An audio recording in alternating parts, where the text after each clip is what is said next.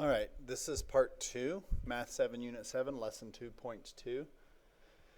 We're going to be doing likelihood, and that includes probability, likelihood, and we'll talk about expected outcomes. So here's the vocabulary section from your notes.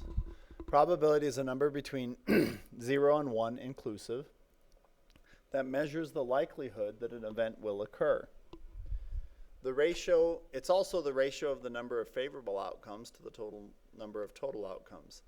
The notation that we're going to be using, you use a capital P and then parentheses. Inside the parentheses, you write the name of the event.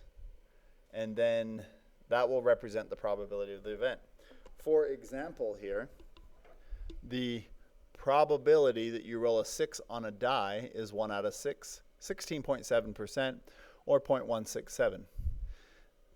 The probability that you get a head on a coin flip is 1/2, 50%, or 0.5.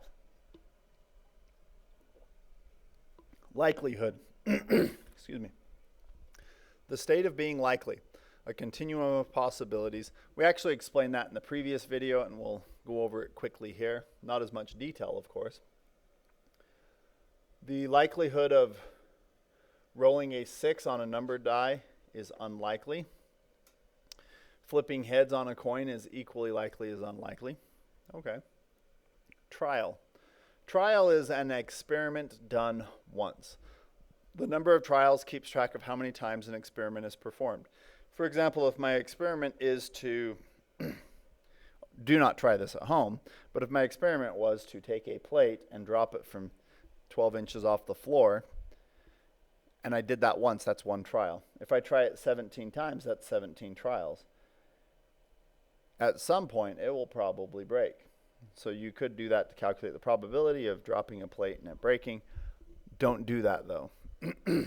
So an example here, in 60 trials of rolling a die, the expected outcome for rolling a 6 is 10 times. Oh, I didn't talk about expected outcome yet.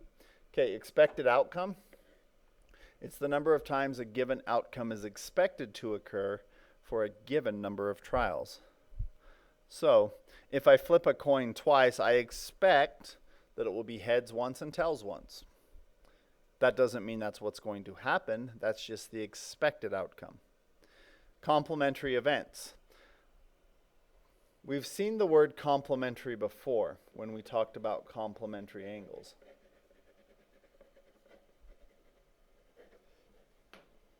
And also, back when we did percents, I did introduce the word complementary.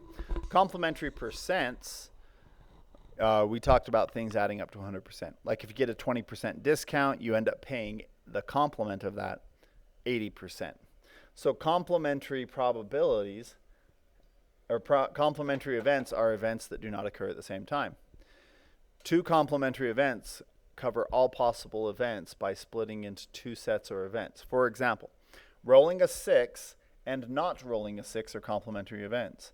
Picking an even integer and picking an odd integer are complementary events, because every integer is either odd or even. So complementary events together cover everything, every possible outcome, and it kind of means opposite, but not necessarily. Okay, here's the likelihood. Up top are the probabilities associated with that, a number between 0 and 1. It can be written as a fraction, decimal, or as a percent. And then likelihood is the word that you would use to describe how likely it is to happen. Okay, let's describe the likelihood of an event. So you're watching on the weather and there's an 80% chance of thunderstorms tomorrow. Describe the likelihood of that event. Now 80% is quite high. It's close to 100%. So that's definitely likely. It says the probability of thunderstorms tomorrow is, it is likely. There's the word I was looking for. Because 80% is close to 75, it's likely that there will be thunderstorms tomorrow. Yeah, 75% is considered likely. Describe the likelihood of the event given its probability. The probability you land a jump on a snowboard is 1/2. Oh, you've been practicing with your snowboard quite a bit if you're up to 1/2. My probability is considerably lower than that. So if your probability is 1/2, the likelihood it is equally likely as unlikely that you'll land a jump on the skateboard. Oh, there's a P on that. That wasn't a skateboard, a snowboard. Now, being there's no snow on the ground currently, I think your chances would be even higher or lower that you could land it. Okay, that's number one. Let's look at number two. There's a 100% chance that the temperature will be less than 120 degrees Fahrenheit tomorrow. Well, thank goodness for that. 100% we would call that certain. It is certain that the temperature, I'm running out of room here,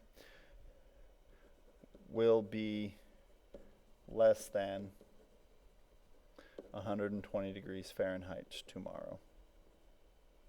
I'm sure that's talking about outside temperature. If you're cooking something in the oven, it will be warmer than that in the oven. This is referring to the weather. Okay. All right. So for likelihood, this is just another array. This is actually the one that shows up in your notes. So you've got impossible moving on to unlikely, more unlikely than likely, equally likely as unlikely, and on up this until you get to certain. The probability of an event can be calculated as the ratio of the number of favorable outcomes, the outcome for which the probability is being determined, to the number of total outcomes. All right, favorable outcomes, we talked about that last time. Favorable outcomes are the ones we're interested in. It doesn't mean anything about preference. If you're calculating the probability of having a baby girl, it doesn't mean you prefer to have a baby girl. That's just what you're calculating the probability of.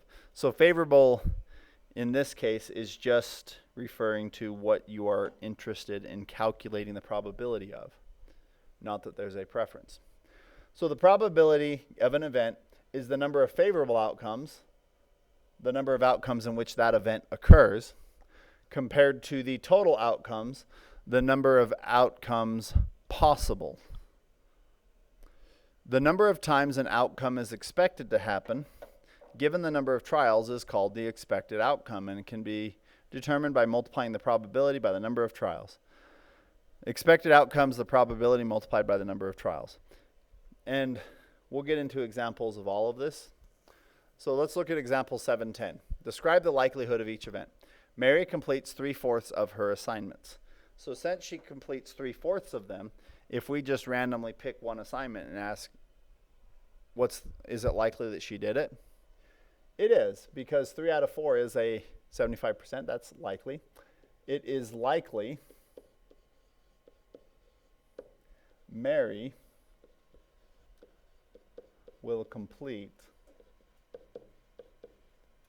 an assignment.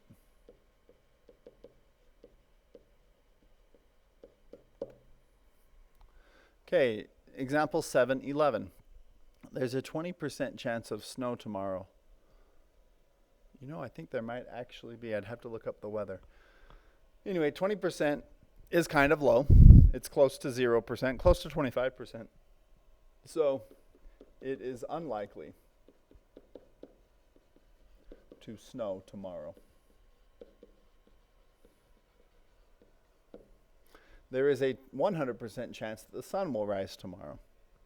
Okay. It is certain the sun will rise. The sun will come out tomorrow. You can bet your bottom dollar that tomorrow there'll be sunshine. You roll the number cube. What's the probability of rolling an odd number? So this is just using the probability formula. The number of favorable outcomes would include all odd numbers on the number cube, 1, 3, and 5. So there are 3 of them. The total outcomes would include any possible outcome at all. We don't really have to list them. We just need to know how many there are.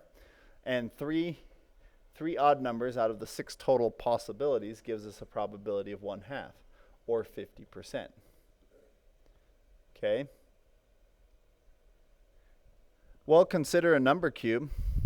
What's the probability of it coming out even? Well, there's actually 2 things we can do here. There are 3 even numbers out of 6, giving us a probability of 1/2. All right, great. Another thing, the probability of even and the probability of odd are complementary events. So they do add up to 100%, or just 1. And knowing that, if I know the probability of odd, I can just take 1 minus the probability of odd, which, well, let me subtract probability of odd from both sides here. The probability of even is 1 minus the probability of odd. So the probability of even would be 1 minus 1/2, because the probability of odd is 1/2, which is just 1/2. Now this is just going at it another way. You can use complementary probabilities, and in a lot of advanced probability calculations, they look at the complement of something happening because it makes it easier to calculate. All right, let's determine each probability. Probability of heads on a fair coin. Okay, on top, favorable outcomes. How many outcomes are heads? Well, all of the outcomes for a coin are heads and tails. So there is 1 head out of 2 outcomes. That's a probability of 1/2. That doesn't reduce. Okay, what's the probability your Rider Pride card is picked if you have 2 cards out of the 400 cards in the box? Okay, the total number of possible outcomes is 400, because there are 400 cards in the box. The favorable outcomes are the 2 cards that have your name on it. This gives you a probability of 1 out of 200, or 0.5%. Okay, probability that orange on this spinner. Okay, looking at the spinner, the total outcomes, there are 4 of them. Oh, look, I wrote purple on the purple and you can't see it. Let's make it green.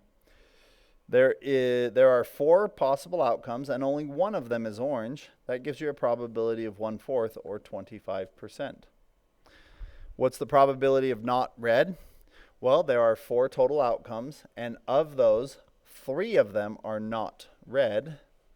So 3 out of 4, 3/4 is the probability, or 75%. The probability you randomly draw a short straw from a group of 40 straws is 3/20. How many are short straws? Okay, this is actually an expected outcome problem, but you can also think of it as a missing total number of straws here. But if we just plug things in as we see here, we're told the probability is 3/20. The number of short straws is unknown. The number of total straws is 40. Wow, this is just a proportion. Remember how I said proportions are going to be the biggest thing in 7th grade math, being able to understand and do proportions? It is. It's used on this unit. It'll be used in next unit too. Anyway, right here you probably should notice it's times 2, so this has to be times 2 as well. There are 6 short straws, giving us this answer. This could also be done with expected outcome. There are 40 total straws. Actually, wait. Expected outcome is the probability, 3/20, times the number of trials. I guess this isn't exactly expected outcome, but you can use the expected outcome formula to figure it out. And it does come out 6. So if we were to pick 40 times, we'd expect there to be 6 short straws. The probability that you randomly draw a short straw from a group of 75 straws is 1/15. How many are short straws? Okay, we do this the same as the previous one. You may consider pausing the video and seeing if you can get the answer, but I'll give the answer now. The probability is 1/15. There are a total of 75 outcomes, X of which are short. So we've got this proportion set up. If you don't recognize that this is times 5, which you might not, that's okay if you don't, you would just cross multiply. So this is 15x equals 75. Divide by 15, and x does equal 5 short straws.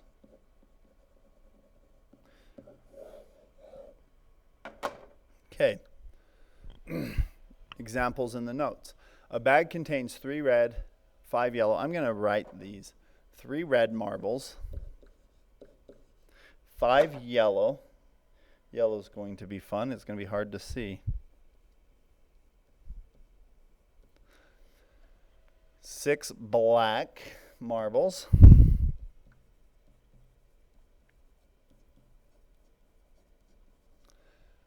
2 green marbles. Determine the probability of each event. Okay, I'm going to double check, make sure my picture is correct. 3 red, 5 yellow, 6 black, 2 green. All right, everything looks good. Determine the probability of each event. All right, first, probability of red. There are 3 reds out of the total. Well, let's see, 3 reds, 4, 5, 6, 7, 8, including the yellows. 8 and 6 is 14, 15, 16. So there are 16 total outcomes here. So this is a probability of 3 out of 16. The instructions do not say I need to do it as a fraction, decimal, or percent. I'm going to leave it as a fraction. The probability of red is 3/16. Okay, let's look at the next one. Probability of black or green. First, how many are black or green? If I look down here, I see 6 black and 2 greens. That's a total of 8 black or green out of the total 16. Because the total shouldn't change because it's the same marbles. This reduces down really nicely to 1/2. So half of the marbles are black or green. The other half, I guess, are red or yellow. Okay, probability of yellow. Count up the number of yellows. There are 5. Total number of marbles is 16. 5/16 doesn't reduce. The probability of picking yellow is 5/16. The probability of purple. Counting up all the purples, there are 0 of them out of the 16. Now, you can't pick a purple marble when there are no purple marbles. This is an impossible event. Probability 0 means impossible. Okay, probability of green. There are 2 greens out of 16. That's a probability reducing the fraction of 1/8. Okay, probability of not green. Not green, there are 14 not green marbles out of 16. That's a 7 out of 8 probability, 7/8 when you reduce it. Okay, next. The number of trials is the number of times an experiment is conducted. The number of times you expect a specified outcome to occur in a specified number of trials is called the expected outcome. Now, we talked about this formula and even used it once already. The expected outcome is the probability of an event times the number of trials the number of experiments, the number of trials of the experiment. The example, what is the expected number of eggs to be broken in a box of 144 eggs? If the probability of a broken egg is 0.05, which is the same as 5%, you would take the probability of a broken egg and you're going to multiply that by the number of eggs. The reason we're using the number of eggs as the number of trials, if you just pick an egg, that's a trial. If you've got 144 eggs, that's 144 trials. So the probability of a broken egg is 0.05. I'm going to multiply that by 144. And let's see, I will want my calculator for this. I get 7.2. Now, you can't have 0.2 of an egg, so you always need to round here to the nearest whole number. So we expect 7 eggs to be broken out of the 144 eggs in the box. Hopefully they do a lot better than that with eggs at the store. A spinner with the word Google, which actually is a number, not to be confused with Google the search engine. A spinner with the word Google is spun 500 times. Determine the number of expected outcomes for each event. Example 719, spinning a 0. Or not a 0, that's an O. Spinning an O. Well, if you look at it, the probability of spinning an O, we have to calculate first. There are 3 out of the 6 positions are O. That's 1/2. That's the probability. Now we need to take the probability and multiply by the number of trials. We're going to do 500 of them. So we expect 250 times for us to get O's. So we expect 250 O's. All right, how many times do we expect us to spin a G? First, G occurs 2 out of 6 times, and we'll just multiply that by the probability, 500. Because we actually don't need to reduce that fraction because it's not part of the final answer. So I'm just going to leave it as that. 2/6 times 500. And let me type that in. I think I know what it is. 167. Yeah. 166.6 repeating. So 167 G's is what we expect. Okay, spinning an L. Now, L only happens 1 out of 6 times. Multiply that by the 500. I think this is 83.3, but I want to be sure. Yeah, it comes out 83.3 repeating, so we would round that to 83 L's. We would expect 83 times for us to spin an L out of 500. Now, if you actually did this spinner 500 times, you're probably not likely to get this exact result, but you should get close to 250. If you ended up with 258 O's, that's reasonable. That's pretty close to 250. 167. If you ended up with 178 G's, that's a little high, but it's pretty reasonable. It's close to that. I mean, that makes a lot more sense than if I had 207 G's. That would be a lot less likely. Possible. I mean, you could spin G every single time, especially if you were cheating. But it's just not likely through random occurrence to happen. When you do things a large number of times, they tend to come out close to the expectation. A family has 8 children. What's the expected number of children that are girls? All right. You should be able to answer this very quickly. The theoretical probability of a girl is 1 out of 2. 1 being the favorable outcome of having a girl. 2 being the total options there. And we multiply that by the number of children. We expect 4 to be girls. Okay. You roll a 6-sided number cube 60 times. How many times do you expect to roll a 3?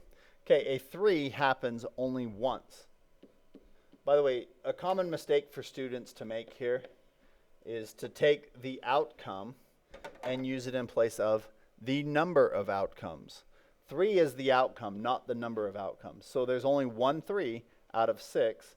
We're going to multiply that by 60 trials, and we should get 10 3s when we do that. How many times do you expect to roll a 3? 10 times. I guess maybe I should just answer it that way, 10 times. Okay. There are 50 blocks in a box. If you draw a block and replace it 30 times, the replace is important. We'll talk about that in the future, why. If I pick the block and then put it back, the next time I pick, the box is exactly the same. Everything that is in it was in it the last time. But anyway, we're going to do it 30 times. How many times do you expect to draw a wooden block? Well, first, there are 50 blocks in the box, and 10 of them are wooden. That's 10 favorable outcomes out of 50 total outcomes, giving us a probability of 1/5. We're going to take that 1/5 probability, multiply it by the 30 times we're going to do it, and we should have it happen 6 times. 1/5 times 30 should come out 6 times. Okay. All right. The probability of choosing a blue marker from a drawer is 66 2/3%. Looks like most of the markers in the drawer are blue. What is the expected number of blue markers chosen if you choose and replace one marker? Okay, if you pick out one marker, you do 66 2/3% times 1. That's 66 point, well, that's 0.66 repeated. That rounds up to 1. So if you pick one, you expect it to get 1. If you do 2 markers, you expect one of the 2 to be blue, interestingly enough, because it rounds down. If you do 3 markers, you get your 2 out of 3. You expect to get 2.